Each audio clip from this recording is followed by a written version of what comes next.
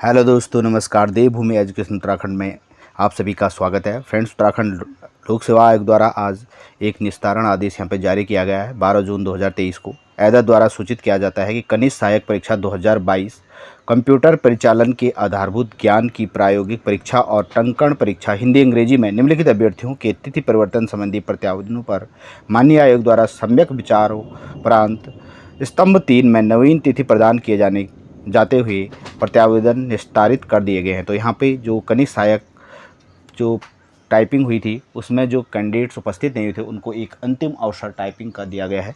आप देख सकते हैं यहाँ पे अभ्यर्थी का नाम पता और माननीय आयोग का निर्णय। कनिष्ठ सहायक परीक्षा 2022 और कंप्यूटर परिचालन के आधारभूत ज्ञान की प्रायोगिक परीक्षा तथा टंकण परीक्षा दिनांक 14 जून 2023 को निर्धारित की जाती है। तो ये रोल नंबर यहाँ पे दिए गए हैं और इनके जो डेट नई जो प्रैक्टिकल कंप्यूटर टाइपिंग की डेट है 14 जून को निर्धारित की गई है। सभी अभ्यर्थी उक्त तिथि को कनिष्ठ सहायक परीक्षा का पूर्व में निर्गत प्रवेश पत्र, निस्तारण आदेश के संलग्न स्वघोषणा प्रमाण पत्र के साथ परीक्षा केंद्र ज्ञानोदय लैब लोक सेवा आयोग हरिद्वार में प्रातः 8 बजे उपस्थित होना सुनिश्चित करेंगे। अवगत कराना है कि श्री अमित उपाध्याय और अशोक बावरा द्वारा ईमेल के माध्यम से प्रेषित प्रत्यावेदन में अपना अनुक्रमांक उपलब्ध नहीं कराया गया, अतः उक्त दो अभ्यर्थियों को इस शर्त के अधीन परीक्षा तिथि दिनांक 14 जून 2023 को कनिष्ठ सहायक परीक्षा 2022 का पूर्व में निर्गत प्रवेश पत्र और पहचान पत्र निस्तारण आदेश के साथ संलग्न स्वघोषणा पत्र के साथ परीक्षा केंद्र ज्ञानोदय लैब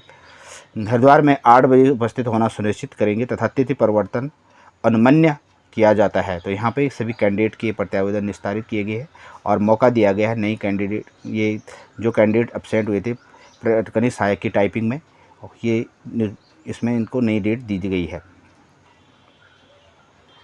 और आज की मुख्य अपडेट है, बंद दरोगा भर्ती परीक्षा में सिर्फ 47 अभ्यर्थी पहुंचे। अधीनस्थ सेवा चयन आयोग ने 8 जिलों के 139 केंद्रों पर कराई परीक्षा। उत्तराखंड अधीनस्थ सेवा चयन आयोग द्वारा बंद दरोगा की परीक्षा में आधे से अभ्यर्थी गैरहाजिर रहे। 51,961 अभ्यर्थियों में से 24,790 अभ्यर्थियों ने दी परीक्षा। आयोग के मुताबिक सभी केंद्रों पर परीक्षा शांतिपूर्ण रही। पेपर लीक होने के बाद आयोग ने बंद दरोगा भर्ती का पेपर दोबारा कराया और रविवार को देहरादून, हरिद्वार, पौड़ी, उत्तरकाशी, पिथौरागढ़, नैनीताल, उधमसिंह नगर, अल्मोड़ा के 139 परीक्षा केंद्रों पर यह परीक्षा संपन्न कराई गई। नेक्स्ट अपडेट है, बंद दरोगा भर्ती परीक्षा में पकड़ा गया मुन्ना भाई। नकल के आरोप के एक दिन पूर्व में रद्द हो चुकी बंद दरोगा की पुनर्परीक्षा में भी फिर सेंधमारी की कोशिश की गई। इस बार हरिद्वार के एक केंद्र पर अपने भाई की जगह परीक्षा देने वाला मुन्ना भाई बायोमेट्रिक मिलान में पकड़ा गया। उसे परीक्षा के बाद गिरफ्तार कर लिया गया। बंद दरोगा भर्ती की लिखित परीक्षा रविवार को संपन्न हुई और UKSSC के अध्यक्ष GS मार्दल ने बताया कि हरिद्वार में राष्ट्रीय इंटर कॉलेज सीतापुर के एक केंद्र पर अभ्यर्थी राहुल सैनी की फ़ोटो और नाम का मिलान आयोग के विवरण से नहीं हो पाया। उन्होंने परीक्षा के दौरान लिए गए बायोमेट्रिक का मिलान आयोग के पास मौजूदा विवरण से मैच किया और SP सिटी को फ़ोन कर अभ्यर्थी को हिरासत में लेने को कहा। पूछताछ में पता चला कि राहुल सैनी के स्थान पर उसका भाई अंकित सैनी परीक्षा देने आया। राष्ट्रीय इंटर कॉलेज के प्रधानाचार्य दिनेश चौहान ने बताया आयोग की सहमति के बाद अभ्यर्थियों को परीक्षा में बैठने की अनुमति दी गई और परीक्षा पूर्ण होने के बाद उसे पुलिस हिरासत में सौंपा गया।